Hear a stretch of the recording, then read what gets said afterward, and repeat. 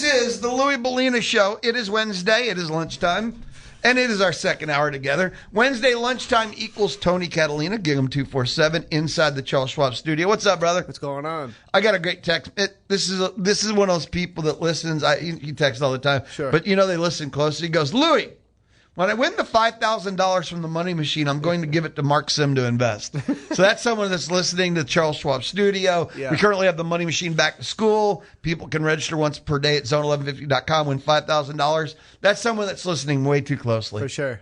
That makes me laugh. Dude, are you sick? You sound... So... What do you got? Summer allergies? So I came back from SEC Media Day sick. I'm no longer sick. I can say that. Like, I am absolutely not sick, but... Honestly, Wednesday, Thursday, it was like my Jordan flu game in Tampa, and I've been sick ever since. But, no, I turned the corner 2 days ago. I feel fine. I think I just walked in and I got a sneeze, so it doesn't sound great, but I'm okay. Okay, just as long as you're alive and kicking. So now, were you sick from Tampa, or were you like, I didn't sleep for 4 days? Like, what version of sick were you in Tampa? I'll tell you what. I mean, this is just me theorizing, and I think about it too much. I think I might have got sick Monday in Houston at the A&M Club. Because I started to feel not so hot Wednesday, Thursday, I wasn't great, and Friday hit me like a brick wall. So if you do the timeline, you add, drop this minus that, I think it might have been Monday, but who knows? Who cares? It's always water under the bridge, and if we're going to pick a week to do it, this is the one, right? This is the week before it all starts. This is the calm before the storm week. For people that don't understand, like, the cycle of the sports coverage, sports writer beat, all of us, right? Last week, SEC Media Days was like an awakening. We've been in this quiet... the Aggie baseball season ended, desperate for anything. And then you had 4 days where it was actually too much. It's overloaded, and you couldn't wait to get home by the end of it. You're so excited to be there. We know the A&M players are reporting. We haven't gotten the when they report day Not yet or anything. yet. We're going to get an email. Kat's going to send it out. Next week, though. It's weekend, maybe? Yeah. Or, I don't know when week. we'll get the message. I know it starts next week. Yeah. We'll get the for sure date And then soon. it is like, man, all hands on deck, green light, go. So this is the last week. Because after this, for the next 5.5 months, it's 7 days a week, 1 in the morning. It doesn't matter how long it takes. And it's awesome. We love it. God bless Aggie football in America. But this is the last week. And people who don't do this for a living don't realize the basketball crossover is when it gets absolutely bananas. But awesome bananas. Awesome bananas. That's the key to all this. Yes. It's awesome, busy. I don't awesome complain. bananas. I try to get people to understand, but I certainly don't complain. But there is a point in time where basketball and football are going at the same time, and you're more out of the house than in the house during those times. And, I don't complain, but it is a fact. According to Eric the bartender, he blames SEC Mike and cousin Shane who got you sick. Maybe. I mean, we talked about it off the air. There was so much networking. I met so many people. And now that I'm here at 24/7, like, there's so many people introducing, like, I had a team at the Statesman, but they're all in Austin, right? I was the one-man band in College Station. Now that I'm in with 24/7, it's like 1,000 people I had to meet and shake hands with and go on a podcast or go on a radio, so maybe. I noticed you were doing some podcasting work. You were going on other shows and stuff. Yeah. And I like the way you said that you had to. Like, you had a gun at your back. You were walking down Radio Row, and it's like, turn left. You got to go say hi to him, or else. Well, it's funny. I actually was thinking about that when I was walking in. It has been a relatively slow week, but my phone has been buzzing. That's how you know that the season's around the corner. Because all the people that didn't want anything to do with me for the last 3 months are like, hey, can you come on? Can you do this? Can you do that? And I'm like, I never say no. I think at this point I don't say no. So, but that's where it's at. That's the first sign to me that, like, hey, it's about to get going. Tony's always down, and he's always, oh, gosh. I can't resist. Yes. That you make me laugh. Yes. So, don't have to go word by word. And this is the best because it was a week ago today when the Aggies took over. Yeah. Their second half, that post-lunch part of SEC Media Days. What's your walk away? Now that it's had 7 days to sink in. I ask everyone that went that when they joined me because I love the 5, 6, and 7 days later. What's the walk away? Yeah, from the A&M part. I wrote about the 3 things I wanted to see, or the 3 observations I hope to see. And I came away pretty impressed, honestly. I came away with just the direction Mike Elko's going, right? The messaging. I heard you talking about, I believe it was either earlier today or yesterday, where you were talking about just like, Mike Elko's a leader, right? Like, he there's no mincing words about what he looks for, and he talks about the fact that, like, no, we're not here. We haven't done anything yet. And I think But despite all the graphics that people in Austin are going to put together and empty trophy cases, like, it's the perfect message. Like, don't smell your flowers. You haven't done anything yet. Like, yeah, there is some tangible things to feel good about, but there is bigger fish to fry. And I think to keep that perspective of, he had said it, I believe he was talking to Paul Feinbaum, and he's like, both things can be true. 11 wins is a great thing, and losing in the playoff is not a great thing. We saw some real 11 wins is a great thing. Yeah. And it's not good enough. Or both true. Am I correct? That's 100%. what he said. Yeah, 100%. Yeah, paraphrasing that, but yeah. I came away totally impressed. I knew exactly who Mike Elko was in the first 2 years. Entering year 3, it just feels like there is no mincing words of what the direction is or what they're trying to do. And then when you look at some of the leaders on this team, like Damian Sanford steps up. You knew the questions were coming, and he took them head on, and he did what he could, and he answered them to the best of his ability. But just to put him in that spot shows the type of person he is. Marcel is a great face of the franchise, and so is Marcus Ratcliffe. So I came away with, like, what 10 cents, winning this and 10 cents will give you a dime. It doesn't matter about winning the SEC, media days, but they did, in my opinion. Like, they came in there, they did what they had to do, and they took care of business. So, okay. It's just Elko, I don't know, reconfirming what people say, reconfirming what people know, sure, furthering his identity.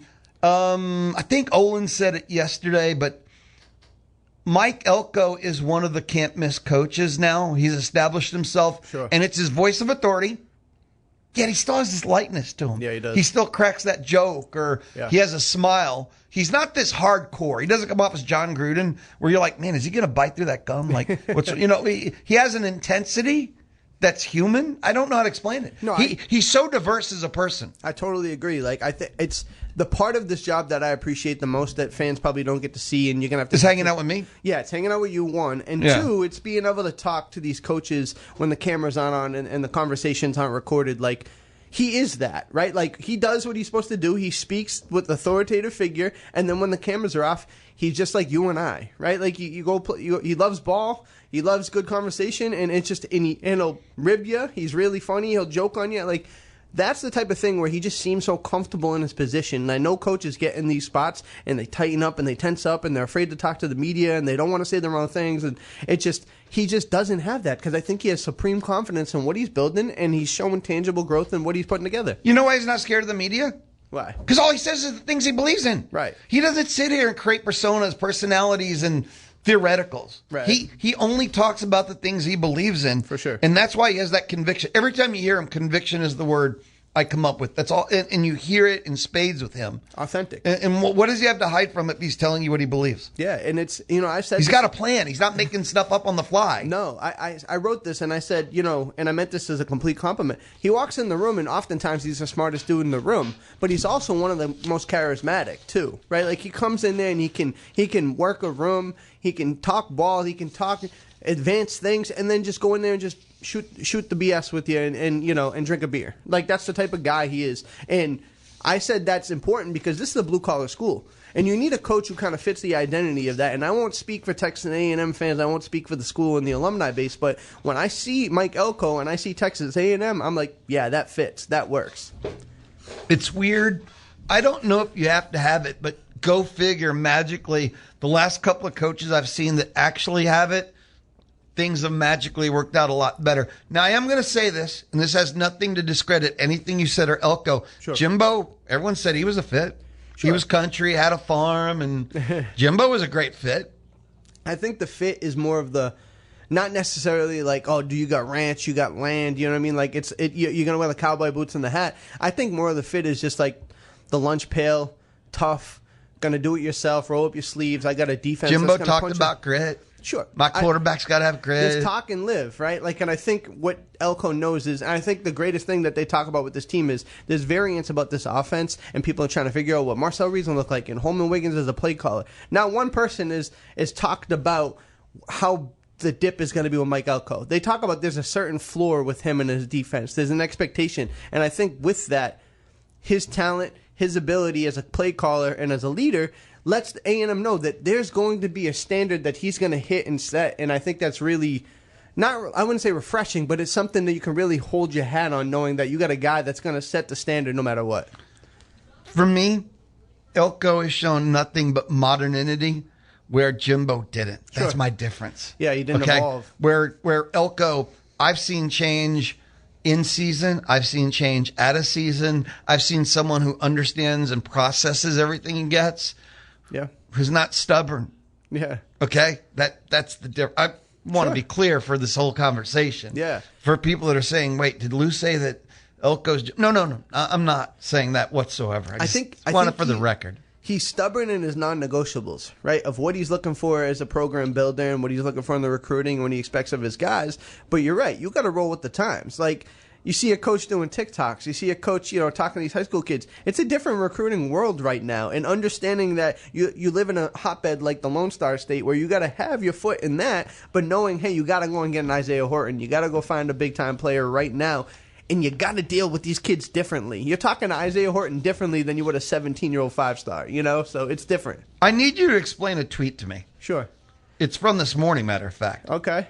Why, when fans are trying to give their POV, do they always tell you how long they've been a fan? Okay, cool, you've been a fan for 20 years. Yeah. That's actually quite concerning to me that you've been invested for 2+ decades and have zero ball knowledge. Yeah. This is from Tony Catalina. Yes. I'm glad you brought that up because I can't tell you how many times where you'd give numbers, and it's my fault, right? I get into these conversations thinking that we're going to talk about legitimate facts and numbers and datas, and that's my mistake as somebody who's a veteran on the internet. That's a mistake. But when you hit somebody with advanced analytics and numbers, and this is where it's not just my opinion, this is data, fact, information, somebody goes, well, I know because I've been watching for 30 years and I know how this team looks. I'm like, I couldn't care less if you started watching yesterday. If you watch for 35 years and you still don't know what I'm talking about, that's a deterrent. That's a problem. That's a you thing. That's a you thing. You're just told on yourself. That's a you thing. You watch for 30 years and you haven't evolved the thought, that's a problem. Who were you talking to? Who is this from your boards? Did someone tweet you like, who hurt you, man? When did this happen? I think I woke up on the wrong side of the bed. I like it. There's nothing wrong with being feisty, man. The problem is too. Maybe I'm just bitter. I'm getting old. Today's my 35th birthday, so I feel Wait, what? Is today your birthday? The day? Yes. So happy birthday, man. Angry. I think I woke up angry. I'm 35. So happy birthday, man. Thank you. But yeah, I have another text. This is a text message from the Texas Mobile and Lube Express inbox, which Monday through Friday, 11 to 2. The Texas Mobile and Lube Express inbox is open on the Louie Bellina Show. And you have to explain what this means. Sure. Louie, that's me, not you. Louie, have you listened to Tony and Caleb nerding out on the Friday shows they hosted? I don't know what he means by nerding out. I appreciate him listening, but I think it's a great question. I think if you talk baseball, Caleb's going to nerd out. But he's a baseball guy, right? And you start talking football, and that's when I start nerding out, and then I tweet out, hey, you don't know ball if you've been doing it for 20 years. So these two are tied together. I knew it. No, but I do love discourse. I love difference of opinion. I love getting into a conversation and people being able to change my mind with facts and like analytics and things that can really are tangible. I just don't like when people tell me I've been a fan for 30 years, so my opinion matters more. No, it doesn't. It doesn't mean anything to me. It helps to bring some facts and info to a debate conversation. Yeah, I mean, you're 30 years old, okay? I mean, you've been a fan for 45 years. What's that in 10 cents, like I said earlier, will give me a dime. It doesn't mean anything. Speaking of stats, analytics, you had a great article. Oh, I'd like to hear that. 3 under-the-radar stats to watch for in 2026. Mm-hmm. I'm an analytics guy. I'm a meta guy. I've always been a meta guy. Meta, there's a reason why 8 out of 10, 9 out of 10. It's a good way to approach it. I'm very much into. And then when you look at things and they don't make sense, and then you find out 3 stats, things like that, and it all makes sense in the end. Tony, Catalina, gave him 247. He had 3 under-the-radar stats to watch for in 2026. One of them was better than only one team, Oklahoma, was better than the Aggies at limiting opponents' first down conversions. Yeah. That's a very straightforward one, too. That's it. I mean, how are you drive to drive? How are you on third down getting off the field? A&M in the SEC, only Oklahoma was better, and I don't think it's all that complicated why they were successful. For me, that's just kind of the analytics of it. Like, that's the stuff where you talk about how many points did you give up or how many yards did you give up. At the end of the day, it's like, did you give up, 13, 12, 11, 10 first downs a game? And then you're getting off the field. And you felt like they were good at getting off the field in 3 and outs. And so for me, that was one. I didn't put it in order. Somebody on the board did say, did you put this in order of points? No. I didn't, but you just did 3. That's the top one, though. That's a really important, getting off the field. And that's, you say under the radar, man. That's the only one I'd actually argue with you about. That's not under the radar. Sure. It's important. That is a staple. That is a foundation. Yeah. Like, you can take many other stats. Mm-hmm. They're not relevant if you can't get off the field, right? No, 100%. So that stat, I went, holy cow. Only Oklahoma was better in the SEC. And, insane. Okay, we don't get enough interceptions. Okay, our run defense gets cracked at times. But if you get off the field, that's it. A, the other team has less chances to score, and B, your offense has more chances to score. The end. Period. Kick. And this one I knew, and you listen to NFL coaches, they talk about this a lot, hidden yardage. And it's always kick, punt, return production. Yes. And A&M, the Aggies were second in the SEC. That's second spot again. Right. In all of the conference in kick, punt, return production. And that's going to be the hardest one to duplicate, right? Because I think Casey Concepcion was so special. He was so special as a punt returner, and you got to figure out how to be dynamic as a kick returner. And I think with Terry Bussey coming back, maybe Ashton Bethel-Roman, depends on who they're going to throw out there, maybe KJ Edwards, DeMario Murrow, they'll get interesting with who's going to be the kickoff returner. But people oftentimes forget how important the third phase is, right? Like, talk about you got to win on offense, you got to win on defense, but who wins in the third phase? We saw it derail them against Miami. They couldn't kick the ball. Punting took a regression. You saw it was against Notre Dame when Tyler White got a punt blocked. Those things matter. But if you're able to get the ball and flip the field position, start on the 35, 40, the 50-yard line instead of the 15, the 20, and the 25, it makes a massive difference. And so while I believe that they're going to find ways to keep up on those positive numbers and maybe bring just the low ones up a little bit, that's what I'm concerned about, because who is that kick returner? Who's that punt returner? Is it Mario Craver? I saw Isaiah Horton getting work in spring. He's a big body guy, but who do they put out there? They have speedsters, they have guys who make plays, but who steps up? You can still be good, but the question is, will you still be elite? Right. That's right. You still expect them to be good. Can you be elite? Because you are. We'll take a timeout, come back a little bit more. Look, if you have a question for Tony, I advise you text now. Tony's got to leave just a little bit early today. He's got a birthday, I don't know, lunch, birthday party, birthday plans. Today is his birthday. So if you want to wish him a happy birthday, hurry up and do it now. This is the Louie Bellina Show. I'm going to go at Wednesday. Yeah. Presented by CC Electric, built on faith, family, and community. CC Electric. The Money Machine is now open. The easiest radio contest on the planet. Enter now at Sony1150.com to win $5,000. What are we waiting for? And great weekly prizes, too. The Louie Bellina Show, Wednesday edition, inside the Charles Schwab studio for just really kind of 3-4 more minutes with Tony Catalina. Gig 'em 247. Okay, let's go to the text messages. Fonzo in Bryan said, happy birthday, Tony. Cardinal John, happy birthday, Tony. Great addition to the team and great insight. Basketball, too. Looking forward to your takes this fall. Thank you so much. There was one other, and we can wrap up with this. Let's hear it. And it was your 3 stats. And there's one more, because we only did 2. I know you can't count, but I can. I cannot. Actually, I can. I'm so bad with math. But time of possession, and that's the OG stat of them all. And that one to me is interesting because I think it's based on philosophy, right? I think when you boil it down, I think everybody wants to control the ball and keep the offense off the field. But how important is it, right? Because we talked about how good this team was at running the football and having a stout offensive line and being able to kind of lean on people with 12, 13, 14 play drives. But Holman Wiggins, what's he want, right? What's he value? Does he want to go 3-4 wide? Does he want to air the ball out? Maybe time of possession takes a step back because they're throwing the ball a little bit more. I don't know. And that's why I leave it up to interpretation a little bit, where we won't know till week 1, week 2, maybe get into LSU, we'll have an idea of what this offense looks like and maybe what their identity is. To his credit, that a little bit of unknown is to his to the defense's detriment, right? Like people don't know how to line up for him because he's a first-time play caller, and there is some anxiety on this side of it too when it comes to that. But what does this offense look like? How do they value time of possession, and can they win it regardless? Can they win it as anyway? Because, like we said, the simple math, and if you hold the football, the other team doesn't, and they can't score. So old school football, we're talking like Vince Lombardi type days, hold the ball, but can you do that? And if you do, you probably have success. Where do you sit on it? Are you old school, new school, time of possession? I'm old school. I want the football, right? I like to eliminate as much danger as possible. And if you can hold the football, and it doesn't mean you have to not have a modern offense. You can throw the ball around. You can do screens. You can do bubble passes. Well, no one would look at A&M's offense last year and not say it was modern. No. And yet, second in the conference again. Exactly. And TLP. And the biggest part in that is like they talk about what is it going to look like. Colin Klein, obviously different than Holman Wiggins, but how much different? We talk about adapting. He talks about adapting to the strength of this unit. Is that strength a veteran quarterback and a stable wide receivers, or is it Reuben Owens and maybe leaning on an offensive line that maybe is better going forward and run blocking? If you look at the offense last year, here was the principle: they threw the ball all the time, but Elko would come out and you could feel like he ordered. They would have this is our run drive. Sure.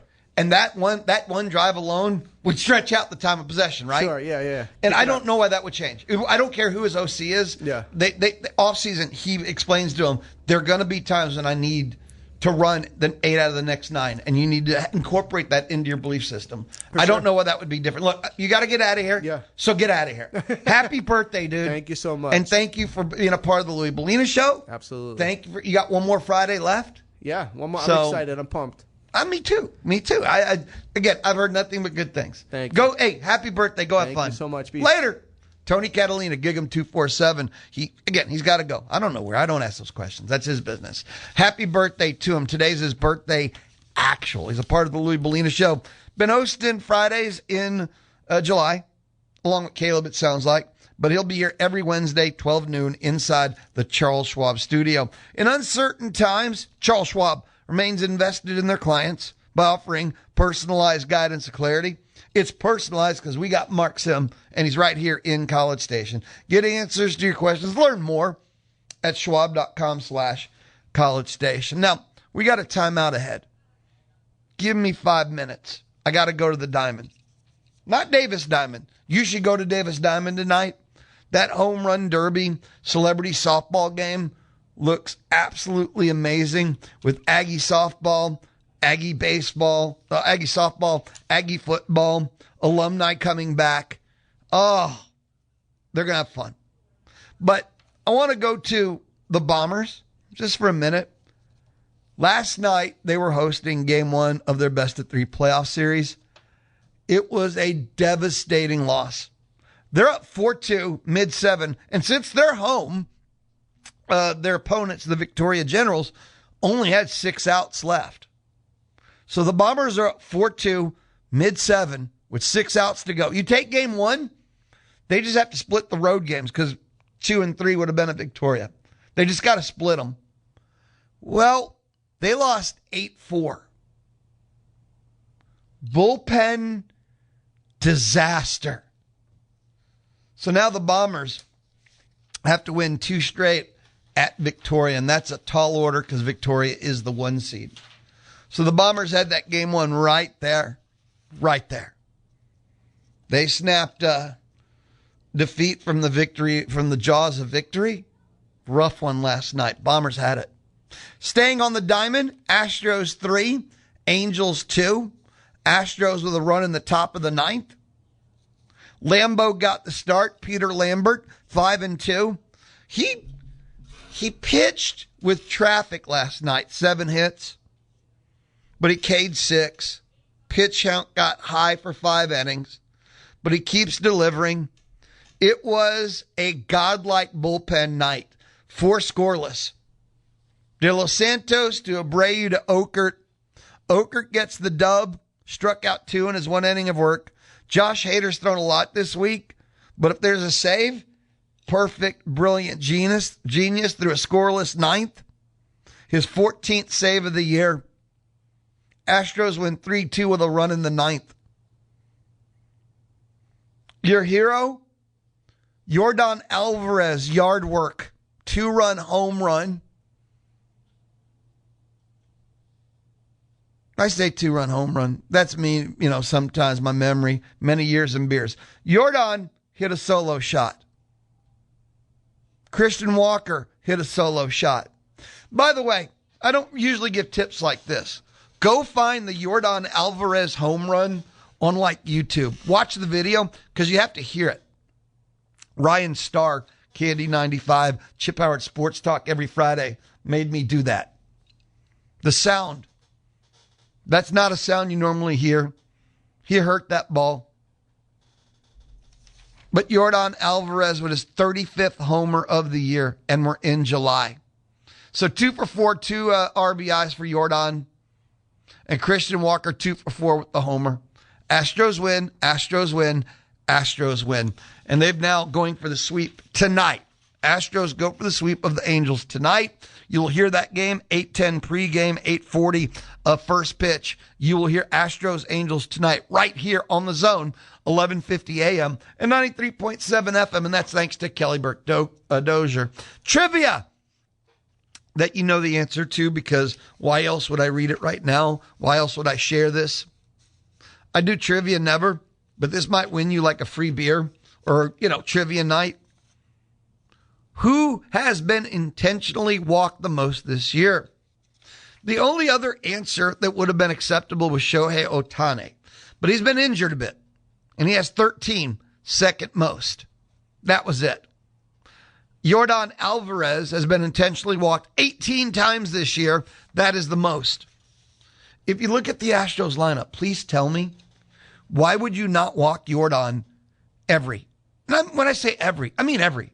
Like, who cares if he's 0 for 4 walks? Like, who's the threat behind him consistently? Christian Walker's hit some bombs. He's hitting like 202.